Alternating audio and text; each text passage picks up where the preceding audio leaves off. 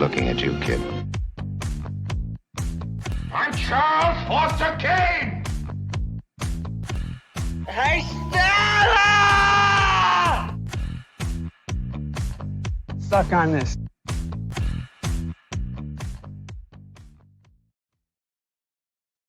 What is going on, everybody? James Hancock here. Today it is my honor and my privilege to welcome to the show Cynthia Rothrock, one of the most phenomenal talents ever to throw a high kick in the action genre. Cynthia is a lifelong martial artist. In 2014, she was inducted into the International Sports Hall of Fame. And in 2016, the Martial Arts History Museum officially proclaimed her and dubbed her as the Queen of Martial Arts. But in the movie biz, Cynthia has worked alongside just an absolute murderer's row of action legends, including, but not limited to, Sammo Hung, Michelle Yeoh, Benny Urquidez, Yoon Biu, Richard Norton, Don the Dragon Wilson, Dick Wei, director Corey Yoon, and many, many more. But for all you Western buffs out there, Cynthia recently produced and starred in a new movie called Black Creek, which is now available on Amazon, Apple TV Plus, Fandango, and more. So let's just dive right in. Cynthia, welcome to the show. Tell us about Black Creek and how it came to be. Well, my partner, Robert Clancy, was always saying to me, you should do your own movie, and as you know, it's really a big ordeal to put your movie together and do it. But I was like, okay. And it started off with, well, what do you want to do? And I said, a Western. And he was like, a Western. And I was like, yeah, because I just came off of watching Yellowstone and I just loved it so much. I love the dark and grittiness of it. And I was like, ever since I was a little girl, one of the first female icons that I can remember was like seeing things on Annie Oakley. So I was like, there's not really, if you Google female gunslingers, you get like Selma Hayek or Sharon Stone or something. I said, I really want to do, a full blown action movie being, a female gunslinger. And that's how it started. Like, okay, what's the plot? What do you want?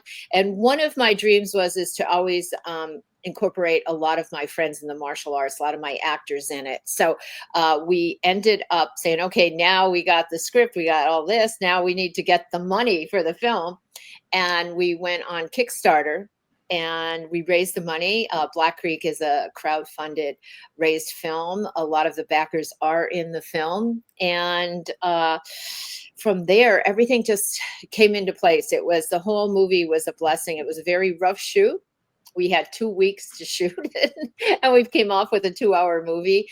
And, it was a dream project for me.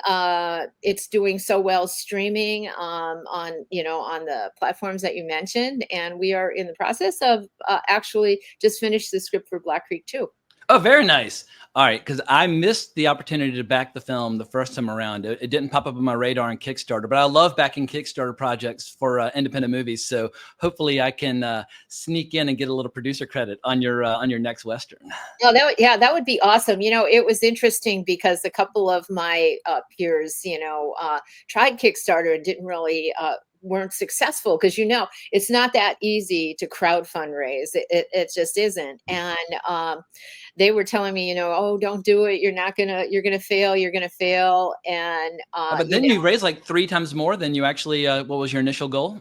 Well, we raised the whole goal of the movie, which was a little bit over $400,000, and we became the second highest funded action picture in the history of Kickstarter. Wow. So, it's a good thing. Like I just had a talk the other day with some people and, we were talking about Black Creek and I said, don't let anyone ever get in the way of your dreams or give you negativity or anything. You just got to have faith and you got to work really hard. It's all about the work that you put into it. So we were working on Black Creek from the beginning of starting it to when it screened. It was 2 years. So 2 years of our life, just, working on it. So it's a lot of hard work, but if you stay determined and you bring the best that you can, you're going to be successful. Now, I know Michael Jai White recently did a similar crowdfunding campaign for his Kung Fu Western Outlaw Johnny Black. In that the two of you seem to be so affectionate toward this genre, is there a possibility of the two of you working together down the road? Yeah, possibly. I just saw him the other day. We were awesome. At it together. Yeah. I think there's Westerns. It's funny because a lot of people were like Westerns and martial arts. And I think like I saw Michael's movie. It didn't have a whole lot of action. It was more like he went more of a comedy. Yeah. Comedic. wrote, where I really wanted, like I have in the movie, I have, the late Richard Norton, who is amazing in it. Keith Cook from Mortal Kombat, China O'Brien, Don the Dragon Wilson, Benny Urquidez, Marcus Taylor, and my cast was kind of small because I knew I had a small budget, but I just tried to bring as many martial artists as I could. And a lot of people, it's kind of like the Expendables of martial arts, using, absolutely. Yeah, I mean, I grew up watching Don the Dragon Wilson, and it's amazing. Like even like with Benny Urquidez, I mean, when I think of him, I think of movies like Wheels on Meals and Throwing Down with Jackie Chan. But speaking of Jackie Chan, even he made a kung fu western with Shanghai Noon. So like, I feel like everybody at some point needs to make a kung fu western, whether you're David Carradine or Cynthia Rothrock or whomever. So yeah, I definitely stick with the genre. I'm a fan. Yeah, well, we're going to do part 2. And one of the things is we were really trying to keep it as authentic as we could. We were watching a lot of Westerns, and we're like, okay, it dates to the 1800s, the late 1800s. And it's like, there were no zippers. There was no rubber on the boots, there were no, like, we really were meticulous because we were watching like other Westerns and we're going, oh no, look at, that's not good. Or, oh no, look at, there's modern day sneaker prints on the road, on the thing. So we, meticulously went over every little footage to make sure we can keep it as authentic as we could. Fantastic. Well, here's a brief clip from the trailer in case people have not seen the movie yet, just to give them a taste of what's in store for them. The only one that's going to be put in a grave is Sinclair. I'm going to enjoy ripping you apart with my own bare hands. Let's fight.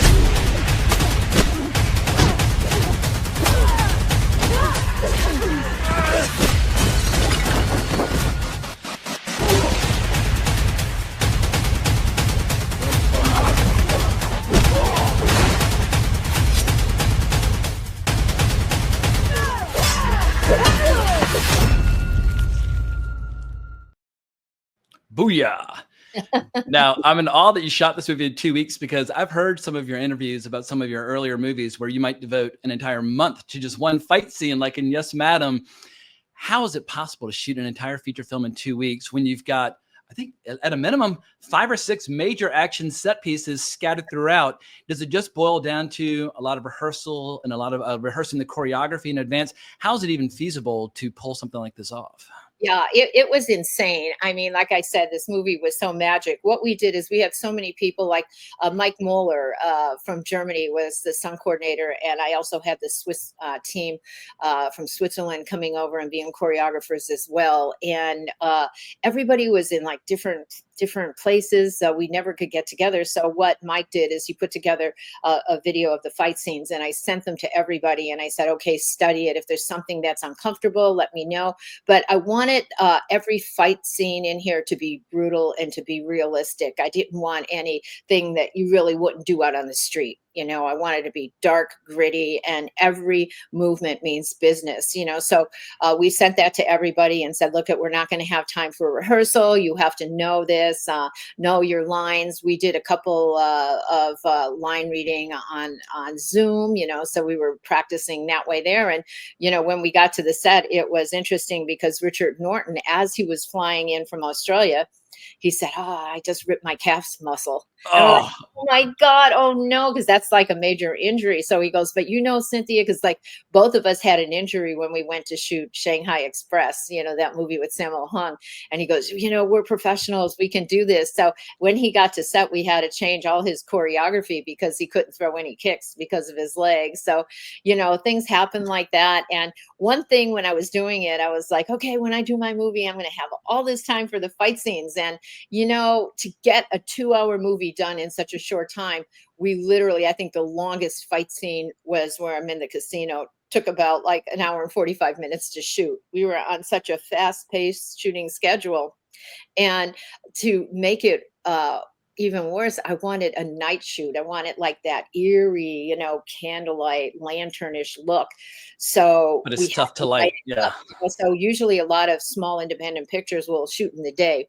So they don't have to use too much lighting. They just use natural lighting. But we had to use the big overhead, cranes to light the town and stuff. But when you look at the film, even when I look at it, I say, man, that was a tough endeavor to take, is to shoot this film in 2 weeks. But I have to give it to the cast and the crew that, everybody was just so supportive. They just wanted this film to be good. They brought it on.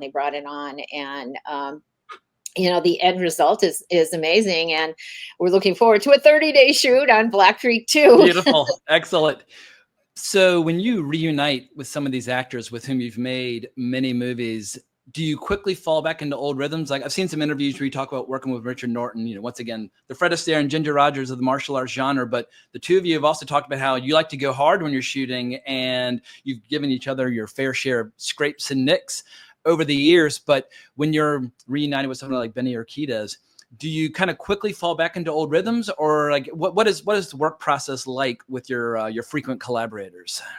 Well, I knew all these people. I've either worked with them, or I knew their work, or I knew them from competition days, and I know how they fight. So we try to choreograph to what their style would be. Like Gotcha. I've been on sets where they tried to have Richard Norton or Don Wilson do kung fu, and they're not really Chinese stylists, so they're a little awkward. It's not a comfortable, Yeah, Richard Norton's all about power, raw power. Everybody, to fight. So that's why I was like how they felt comfortable. If there's anything in it that you don't like, that, you don't, and so it was a collaboration with all that. And I love the one scene where I have Benny the Jet and Keith Vitale fighting, and it's just a knockout down, brutal fight. And it's not, it's not your typical action that maybe you would see in a Western, like your typical saloon brawl, 1-2 punch kick. That's it. It's pretty much, we tried to incorporate as much martial arts in it as we could, to make this movie different.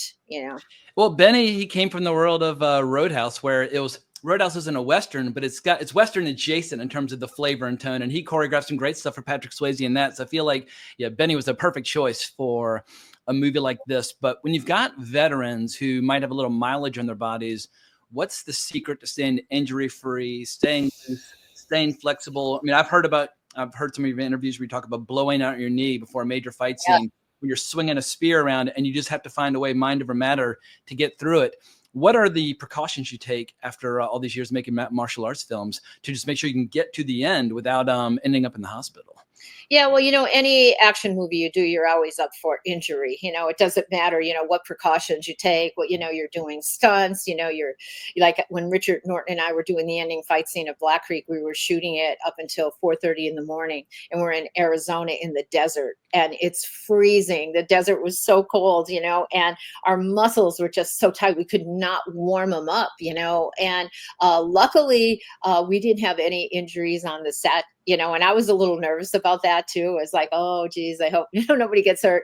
The only injury we had, which wasn't too much, is when our one actor, Jody Nolan and Chris Howard, were doing a fight scene, and he has to hit him with the gun, in the face, and he actually did hit.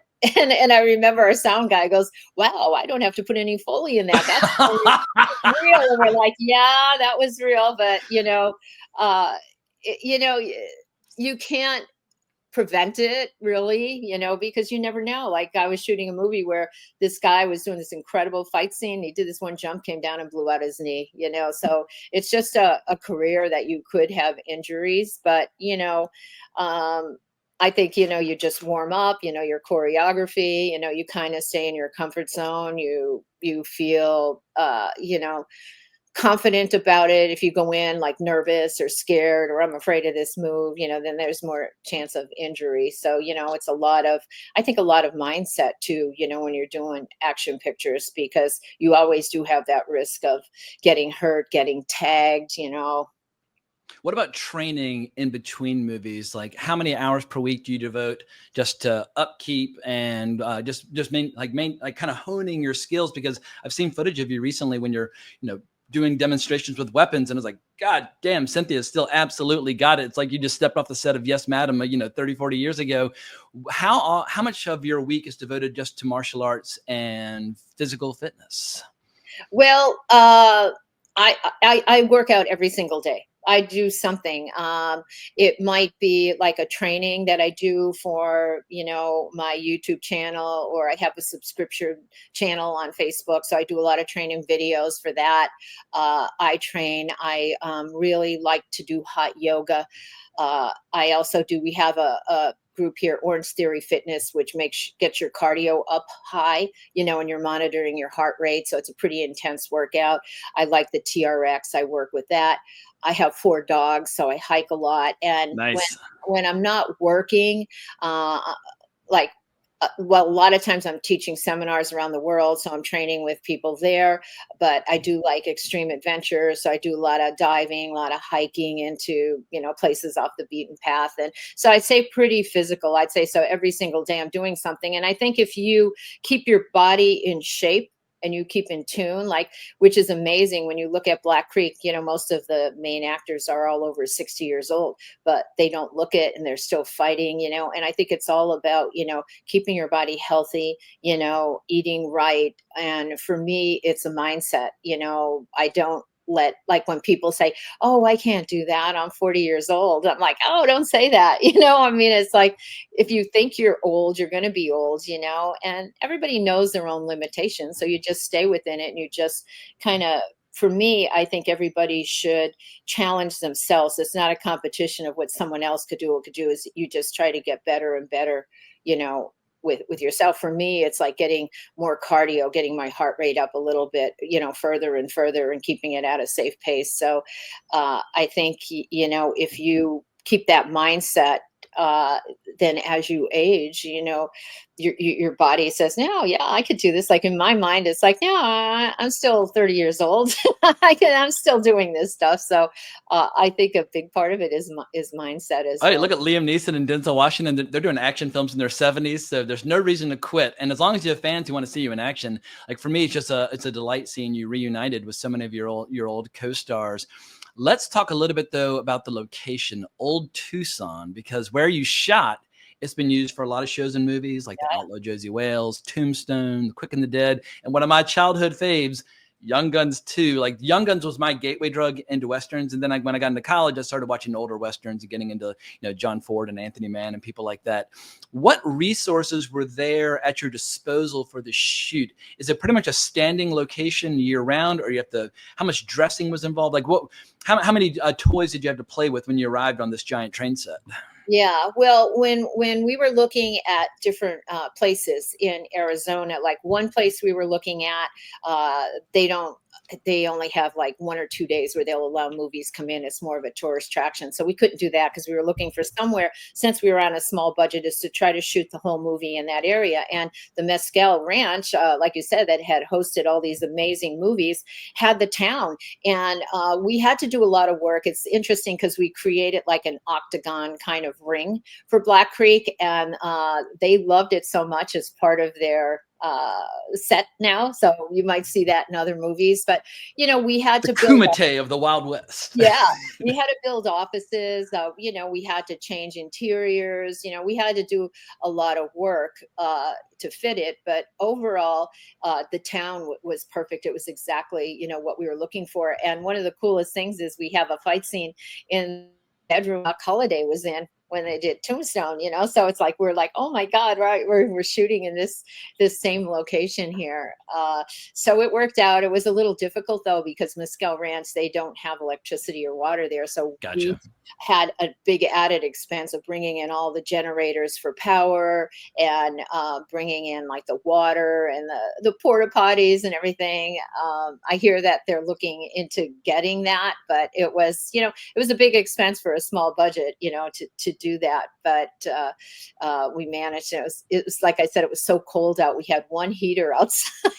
Everybody, we had about like 30 people all like crammed around this one little heater, because and you have to watch, because it is like a historical old thing. So you've got to, when you have anything fire, like the fire marshal has to be there. There's no smoking allowed, because it's so old, that something could happen, that whole town could go up in flames. So you have to be very, very careful, what you're shooting. And since we had a lot of fire lamps, like going on, like the lanterns, it took a while every time we finished, they have to put them out.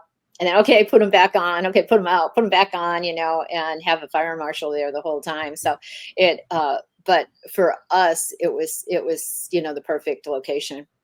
How much latitude do you have when it comes to destroying the place? Because once Cynthia Rothrock starts throwing high kicks, usually, people go through walls or out windows. So obviously there's a lot of destruction in this movie.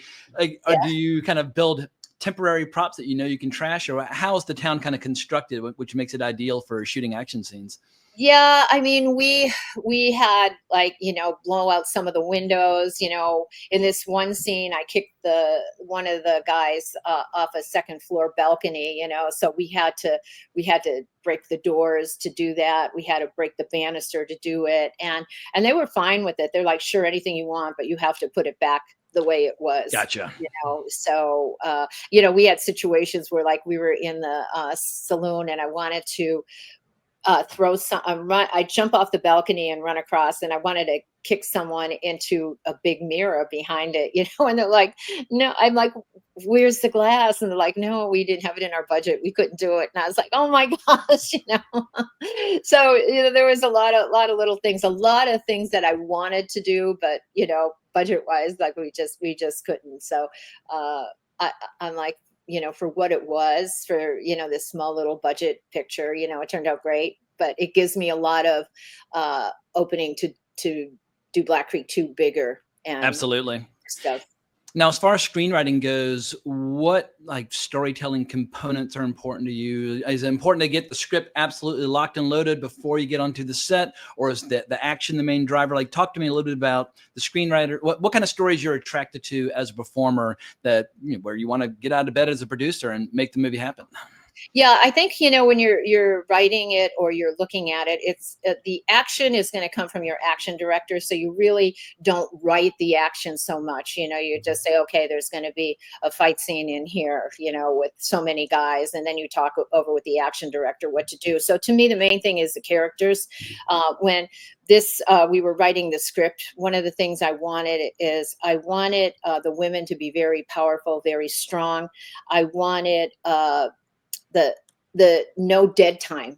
So when we were writing it, if anything sounded like, oh, it's just wasted time, like, you see some movies, some low budget pictures, they'll shoot a town for like about a minute, of the exterior. I didn't want any of that. I wanted it like if you got up and had to go to the bathroom, you missed something, that something was like constantly happening. So we were focusing a lot on the characters and a lot on the dialogue. So we had a lot of changes, and pretty much when we went to shoot, it stayed pretty close to the schedule, of what the script was. So to me, that's important. And then it's important, to discuss the action with whoever your action director is going to be, what you want, what kind of stunts you want. And I did that with Mike and Noel, and, they put it together, and I was like, yeah, can we do this? How about that? And, there's a scene where my opening scene, I wanted to fight with a pitchfork. Well, we couldn't find an old pitchfork that was back in the 1800s. So we had our prop guy try to make one, and he comes with it. It was like out of styrofoam. It looked like a 5-year-old kid made it. We're like, oh my gosh, we can't do it. So Mike Muller's going, well, we got to cut the scene. And I was like, no, we can't cut it.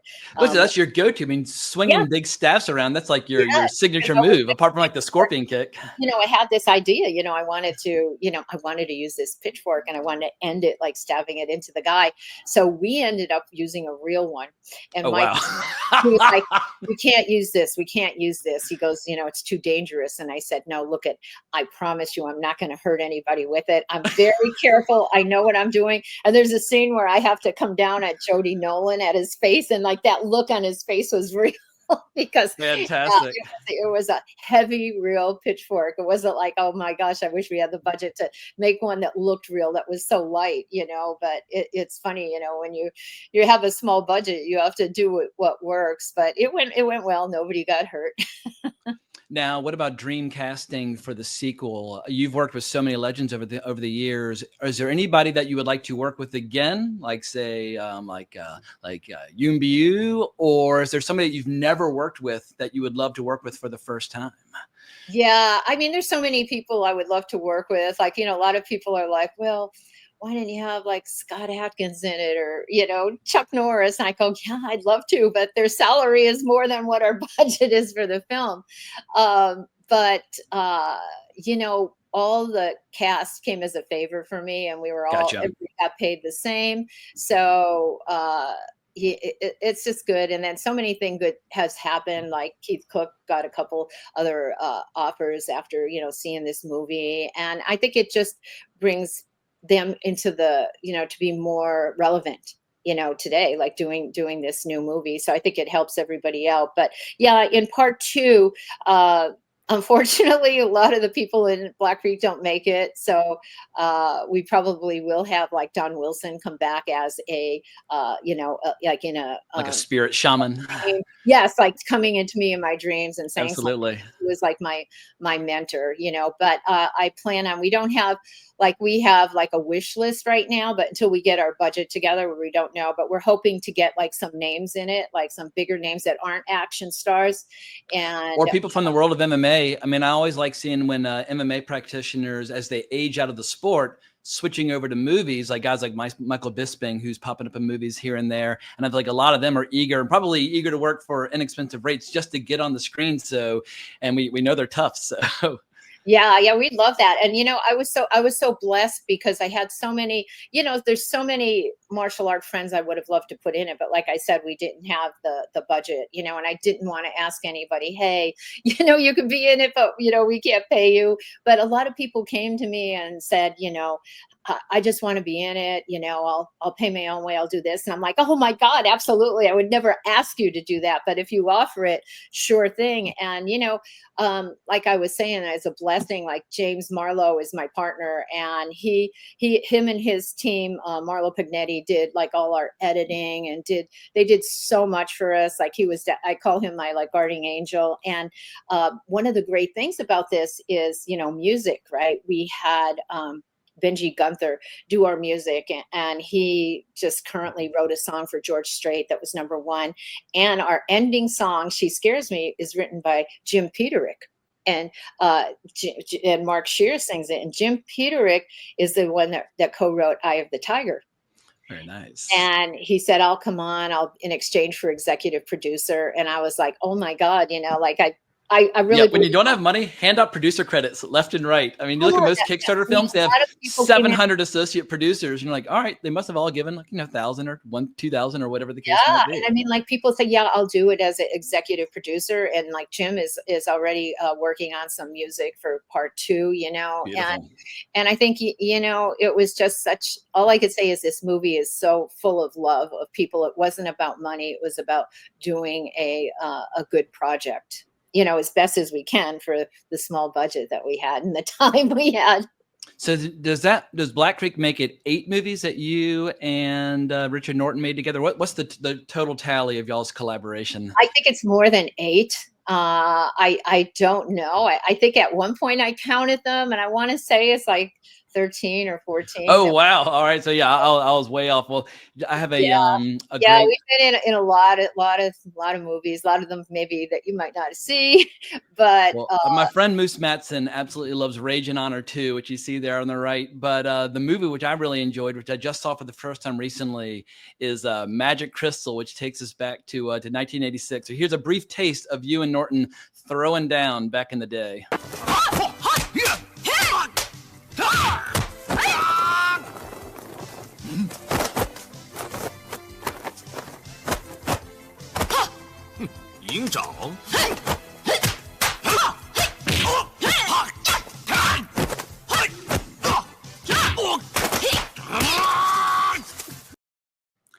Now, I love Fred Astaire and Ginger Rogers.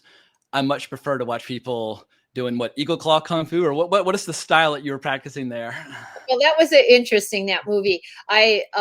In 1982, I went over to China, and I was studying with the Chengdu Wushu team, and I learned the eagle form. So what you see, that shaking and coming down into that, is traditional eagle form. But it was funny because then they wanted me to fight praying mantis, and I've never studied praying mantis style, which is really kind of intricate and all like tricky and stuff like that. So you don't see that too often, someone using praying mantis style or eagle style in that. But that fight scene was so good. I just loved working with Richard. unfortunately, like he passed away in March, just like unexpectedly. And I'm so glad his last movie was Black Creek, because he was definitely my choice. And it's interesting because he didn't really want to play the villain, and I was like, you have to, and I convinced him to do it. And then when he saw the screening, he was like, oh my God, that was great. And I said, I know, you just trust me, I was going to make you look good. And I just knew. And we have the major fight scene, and it was just hard and brutal. And, because we're used to hitting each other, pretty strong, but not hurting the other person, but making it look good. And, our timing is so good. And I always say now that was our last chance for Fred Astaire and Ginger Rogers to do it together. So again, that makes Black Creek really special, since, this was his last film.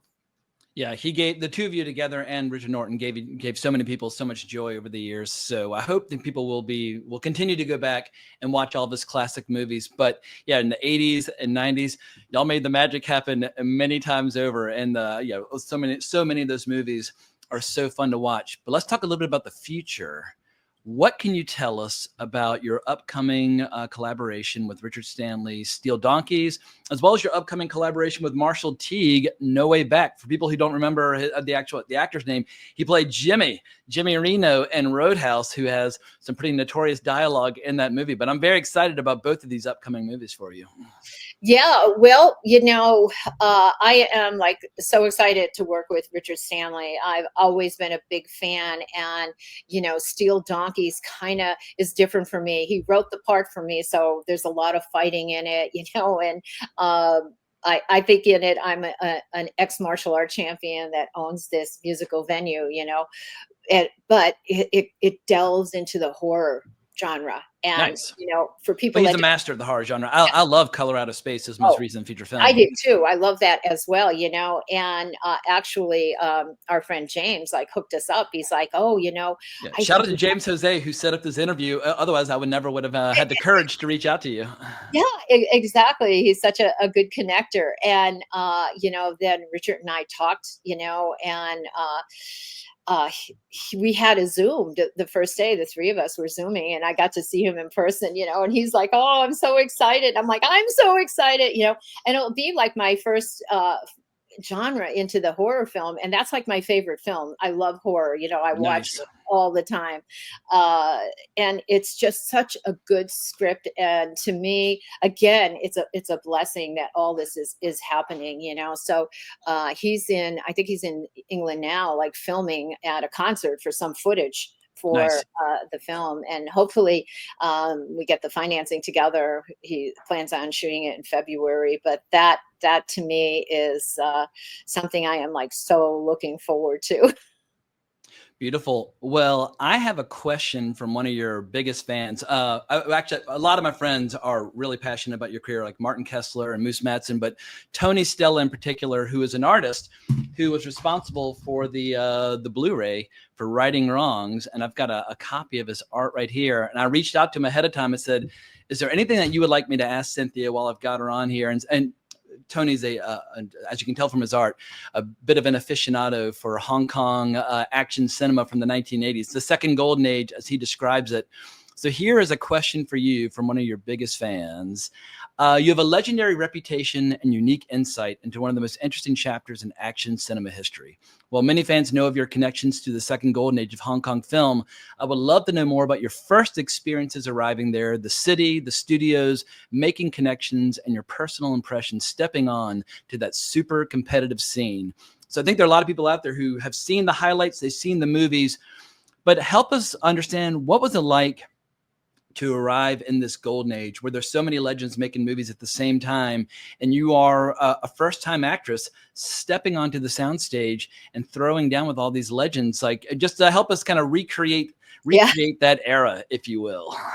Well, it was funny even how this happened. I was on the West Coast demonstration team, and we were known to have the best, the premier martial artists on the team.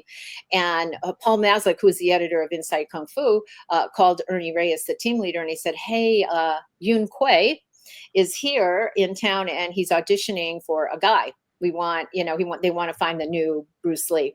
And Ernie said, should we bring the girls? He'd go, yeah, but they're really looking for a guy. So we went down and we auditioned for Corey Yun. And after the auditions, there was like hundreds of people there. He goes, I want to go with the girl. So he put together Yes, Madam with Michelle Yeoh and I. And so to me, it wasn't something I was thinking, oh, I want to be an actress. It's like, wow, I'm going to be in a Hong Kong movie. So I'm on the plane going to Hong Kong. I don't know anybody from the film set. I don't know what to expect. All I know is that my instructor, Shum Leong from Eagle Claw, used to take me to Chinatown. So I'm thinking they're going to make me like Asian, that I'm going to have the period costumes on. They're going to give me a long black wig with razor blades in my hair. And I'll be like doing this. This is what I envisioned, right? And then I'm coming in and I'm envisioning Enter the Dragon, you know, coming into Hans Island. I see like the little dinghies in the harbor. And I get there and they bring me to my hotel and then a monsoon hits. So for 3 days, I could not leave the hotel. I could not leave. I didn't talk to anybody. Nobody contacted me. All the TV was in Chinese. I had one book. I think I had Taipan. Thank God that was a big Same thick author as Shogun, was it James Clavell, correct? yeah. I think I've read it 3 times then. And I was like, oh my God, what did I get myself into? And then we went to set. I had no idea of filming, you know, and there was no script. So our first day of shooting, and I met Michelle Yeoh, and thank God she was one of the few people that spoke English. So I was like, oh my God, I don't, you know, she tell me what's going on here.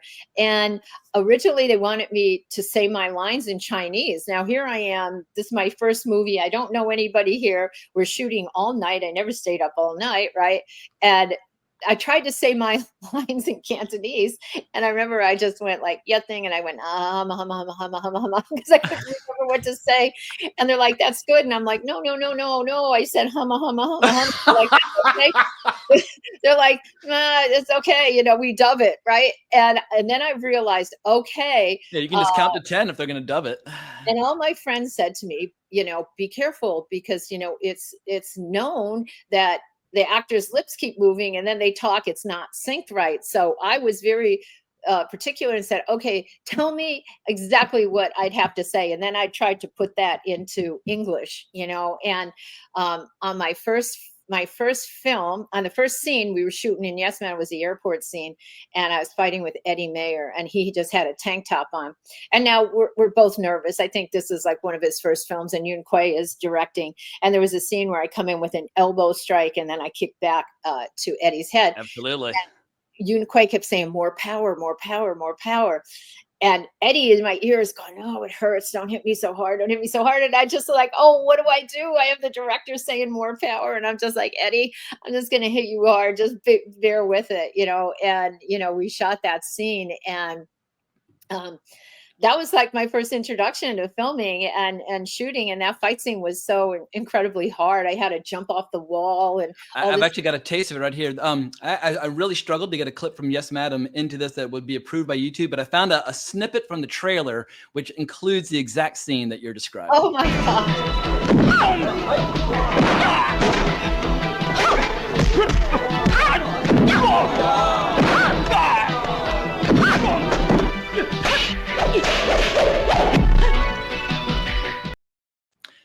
So badass. That was my first real exposure to you. That's one of the beautiful things about social media. Sometimes you'll just discover movies that you never in a million years would you have seen otherwise, because I was 9 when it came out and I just was watching American action movies. But all these years later, I'm now the proud owner of Yes Madam on Blu-ray. And I feel like through Vinegar Syndrome and through Eureka, so many of your classic movies now are being rediscovered. And yeah, Yes Madam is a very special movie. Let's talk about Corey Yun, who's just a total madman and directed many great movies. What's it like interacting with him? What's his directing style? What kind of atmosphere does he have on the set? How does he set the stage? Because I've heard in some interviews, oftentimes you would show up not knowing what you were going to film and that the choreography was invented then and there on the set. Yeah, I never knew what we were filming, ever. So I get to the set. And I would find out what it is, you know, and even sometimes like Corey Yun would be like, oh, okay, let's write the next scene. You know, they didn't have the whole script in, and we would learn the choreography. And as you could see, the choreography is very complicated, you know, and we didn't have that much time. So you had to be very quick. You had to be fast. You had to be able to learn all those moves and then go in and shoot it. And then he was a perfectionist. Actually, there's a scene in Yes Madam where Dick Way and I are fighting in the ending fight scene, and Corey Yoon really didn't speak too much English, but he tried to for me, and he learned the word cut. So we were doing this scene where we were fighting, and Corey goes, cut, and Dick Way didn't know what it meant. So I knew what it meant, and I stopped, and Dick Way kicked me into the face, and blood started coming from my ear. And I think, oh my gosh, I'm dying. So they send me to the doctor right away from the set, and the doctor goes, well, he hit you so hard, your internal ear split open. There's nothing we could do. Go back to the set. So I go back to the set, right? And now I'm afraid to fight him. And I kept going like this every time Dick Way would kick, because I was afraid he was going to hit me in the ear, And Corey was going, no, we have it. They did about like 60 takes of it. So he does a lot of takes over and over and over. Gotcha. But the main thing is he likes power. He likes you to hit hard. I mean, I just remember when we were shooting Lady Reporter, he came in and did the ending fight scene. And, there's so many moves where I get kicked in the face, and it's hard. Like you're coming around a corner and there's going to be a foot in your face, like not to flinch or whatever. But I think he is such a creative, brilliant genius that, the fight scenes are incredible. And he just pushed me, anything he asked me to do, I just did. I tried. And I think that's what our relationship was really good, because when I first came, they were like, oh, here's this American girl. And, we got to treat her with kid gloves and watch out. And, right from the start, when I got hit really hard. And in Yes, Madam, I got hit in the nose with a sword and my nose swelled up. And Corey came over and said, oh, your nose looks better now.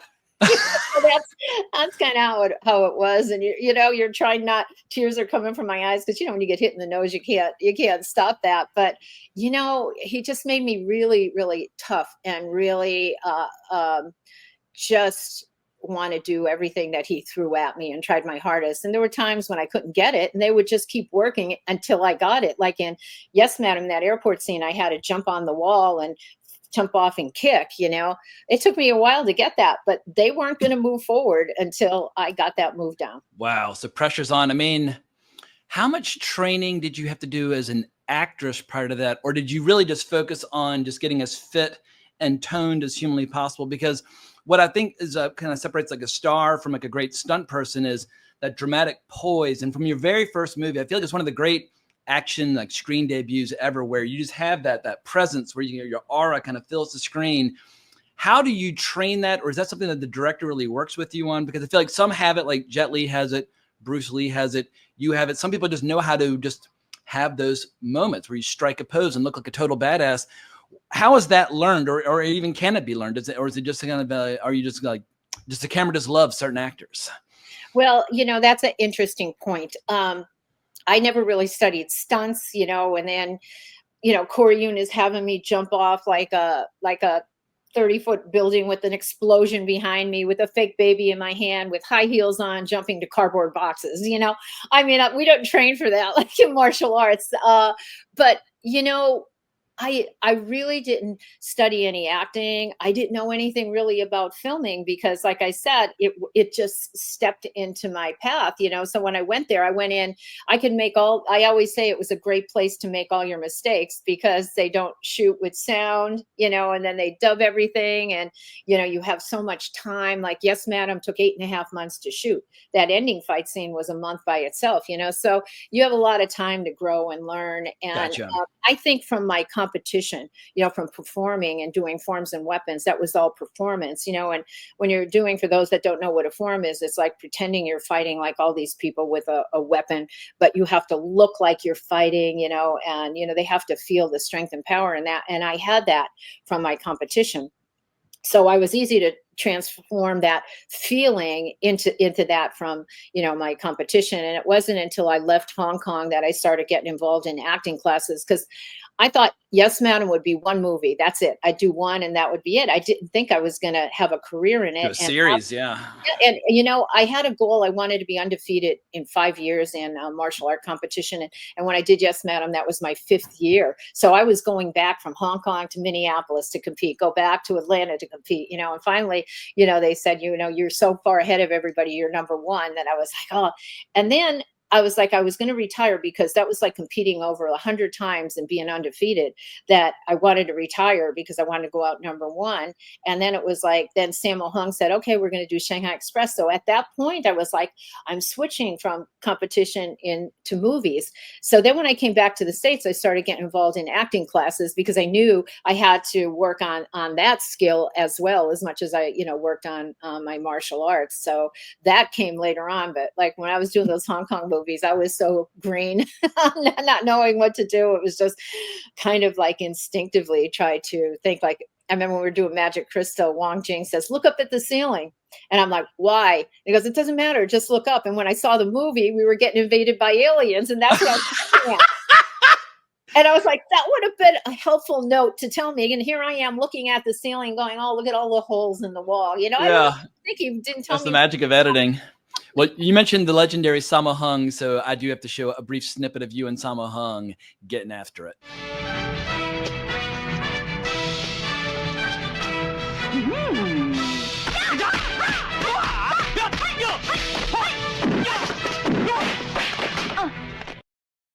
Now, did you take that kick? Or I did the did. stunt person? I did take it. I think the stunt guy went over it, but I did take the initial kick. And I remember everybody like was telling me, they were like, oh, Sammo's so hard. Always, you're working with Sammo, and they were scaring me. But actually, he was so good to fight with. His timing was so good. And again, he hits hard, but I was used to fighting hard in Tung Sido in competitions that, I could take it. But the funny thing is when we were doing that scene, remember I told you, I said, in Yes, Madam, I got hit in the nose with the sword. Well, Sammo was shooting and he wasn't happy that day. And the word went around that he lost a lot of money gambling the night before. So he's up in the balcony filming this, and I have to do this spinning wheel kick to this guy. Actually, it was his double, that it was him, that I was kicking.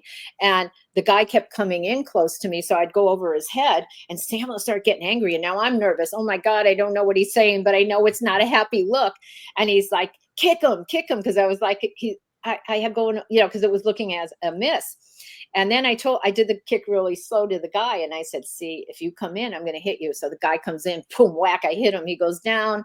Oh, I see blood coming out. Now I'm like, oh my God, I'm so like nervous in my second movie. And someone comes up to me and said, remember you got hit in the nose with the sword in Yes, Madam? I was like, yeah. They're like, that's the guy that hit you. Oh, wow. Karma, baby. Yeah, what goes around comes around. Oh, yeah. But again, Sammo, again, another genius, brilliant, One of the all-time choreography. Brilliant, Absolutely. brilliant. Well, of the three dragons, I know for a lot of people, their favorite of the three dragons is Yuen Biu. And I heard an interesting interview with you where you talked about how when it comes to timing and rhythm and syncopation, that you and he were really on the same wavelength, especially when y'all shot Righting Wrongs. So I have a brief shot of you and Yuen working together, but then I would love to hear about y'all's approach to choreography.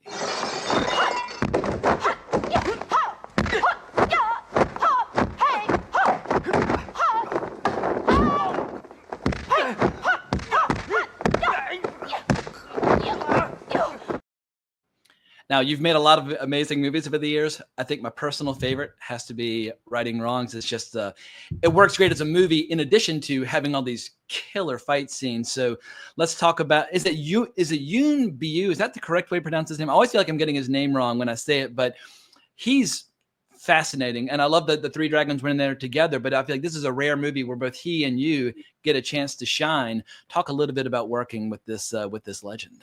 Yeah, it's funny. I just went to a screening last night in Burbank, California of Righting Wrongs. Oh, wow. Excellent. Yeah, they played it. They had they sold out. It was so amazing to see. With the evil ending or the happy ending? It was the evil ending. Nice. That's what I said. I was like, is it the one ending or the other ending? And they're like, well, you'll see, right? And I was watching it, and then I was thinking, I always liked the original ending, because we all get killed. And last night I was like, oh, I would have liked to have seen the other ending, where we're not dead.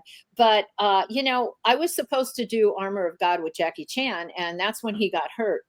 And he couldn't film for about a year and a half. So Golden Harvest said, well, we're going to put you in this movie with Yuen Biu. And, like I said, he is like the best for me, fighting with, our coordination was so similar. And the interesting thing is, talking about injuries, I went home before I filmed that for a couple weeks, and I had a martial arts studio and I was training, and I did a jumping hook kick and I blew up my anterior cruciate ligament.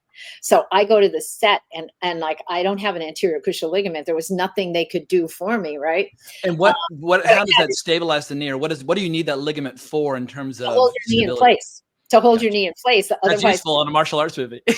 it goes out and clicks. And I had to tell them, choreograph a lot of the moves. I'm kicking with my left leg, not my right leg, and I'm a right leg kicker, right? Gotcha. So I thought, oh, and remember that scene where I'm doing that aerial, he flips me over. I was like, oh, I had to land on the knee that didn't have the anterior cruciate ligament. But they're so masters. I mean, you couldn't even tell. I couldn't even tell that I was in pain and I was kicking with my left leg, and I just remember doing some of those scenes and going, oh, that didn't feel good. But when I saw it on film, I was like, oh yeah, it worked. And I think like Yunbyu just astounded me when I was working with him. He does his own stunts, one of the things, and it's one of which was really dangerous, which I saw. I knew, like in the thing that, and when we were fighting in the apartment that actually Sinew had, he did a flip and landed on a rocking chair, like on the handles like this. And I just couldn't believe he did it. Now, he took like a lot of takes to do it, and he kept like sliding off or falling it, but that is hard. Do a flip and land on a rocking chair that's still rocking and on the handles, and I was like just blown away. And he didn't speak that much English at the time, so our extent of conversation was all through movement, like trying to practice. And it was like, hi, how are you today? Good. That was it. But, I would love to have him in Black Creek too. So Let's I heard make it happen. he's movies. He's in Canada. So, if he watches this or anybody sees him, like, put me in touch with him, because I just think that would be phenomenal to partner up with him again. Absolutely. That'd be the reunion of all reunions. I would love for him, to be a cast member in that. So, but yeah, I think, he's like been one of my favorites to fight with. It was so incredible. It was hard though. It was very, very, very hard to shoot. That movie we shot 5.5 months. Well, I've got one final clip I want to share, and then I'll let you go. But wind the clock back to 1983. What advice would you give to this young performer as she embarks upon her career? Kentucky Fried Chicken and I are both masters at what we do. In karate, I'm number one, and Kentucky Fried Chicken is number one in chicken. They make it like no one else can. When I'm not using my hands in karate, they're wrapped around this. The Colonel's original recipe chicken. It's got the taste that separates them from all the rest. Kentucky Fried Chicken, we do chicken right. I mean, where's that little girl with the bangs today? I want to know how her career turned out. But when I saw this, I was like, wow, Cynthia in 1983 was about to embark upon this journey of going to Hong Kong and making all these legendary movies. If you could give her some advice now with the benefit of hindsight, what would you tell her as she embarks upon this fascinating chapter? Oh gosh, what would I say? That was the first thing I ever did on camera. It was so crazy. I was so afraid I was going to forget my lines, and to this day, I think I still remember them because I kept going over them.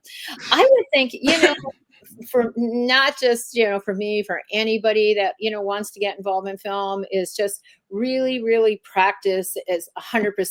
Don't just put in 80%. Practice 100%. At that time, maybe I would have gotten involved in more acting classes. Maybe have done some more stunt work. If I wanted to do it, but I didn't know where the career would go. But I would say I would take those steps, and I was like competing during that time, and I would I would take gymnastics because I thought that would help. I would take ballet, because I thought, okay, that might help me get more flexible. So, if you want to do something like that, just put a lot of work in. And I think that would have been my my advice is, knowing that this is coming ahead, get involved in acting, know a little bit more about filming, and just train your heart out. Like, you just have to be so good. And back then, as you could see, it was more about like the fighting, but nowadays it's the acting is just as important. So you have to train that skill as much as martial arts. Cause I think mostly a lot of martial arts say, oh, I want to be in movies, which isn't easy, but you have to have that acting background too. So I would have gave that advice is, this is where your life is going and you need to prepare for this as well. Fantastic. Well, I'm beyond fired up for what the future might hold. I eagerly look forward to Black Creek 2. And who knows, maybe when you're doing the crowdfunding for Black Creek 2, maybe you'll come back on the channel and we can plug and promote the campaign and help you raise a few dollars toward the That'll be awesome. I'll tell you a little tidbit on it. It delves into the horror genre a little bit. Nice. So, well, people like a little Western and horror combo, like Bone Tomahawk was only 10 years ago, and that definitely blended the two genres together. So yeah, bring it on. Yeah, exactly. Like we're actually looking at locations now where they filmed that one in LA, Beautiful. like to do some of the shooting here. So, I mean, I did the martial art Western, which was different. Now I want to do the martial art Western a little bit into the horror genre. So I always try to come up with something unique and different. Yeah, it'd be like a throwback to like, what was it, Seven Golden Vampires? It was like a martial arts Hammer horror film. I think it was Golden Harvest and Hammer working together. And so, yeah, people love genre mashups.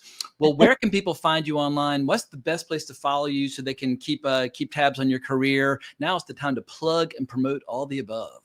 Yeah, I'm very dominant on Facebook. I really You're always dominant on any platform.